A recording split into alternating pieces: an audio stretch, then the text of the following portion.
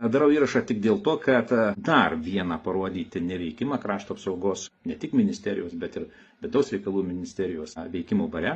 Šiandien Nacionalinio saugumo gynybos komitete vėl valstybės kontrolė pristatė ataskaitą atlikusi, kaip praeitą kadenciją įgyvendino jai uždavinį iškeltą, tai yra susitvarkyti su mūsų civiliniais saugos perspėjimo sistemomis, su priedangų sistemos įrengimu ir kolektyvinės apsaugos, mes žinom, pastatų sutvarkymu, jeigu kiltų tam tikra grėsmė. Ir išvada, žinot ką, po šios ataskaitos, kuri praktiškai vėl šokiruoja, kad lėšos vėl, dalis lėšų buvo naudota ne pagal paskirtį.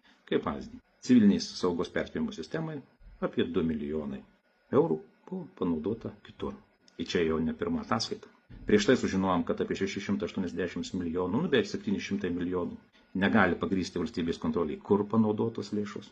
Dar prieš tai garsioji krašto apsaugos ministerijos analizė padaryta, kurią padarė valstybės kontrolė, netgi įslaptinta. Jūs įsivaizduojat, kas per situaciją?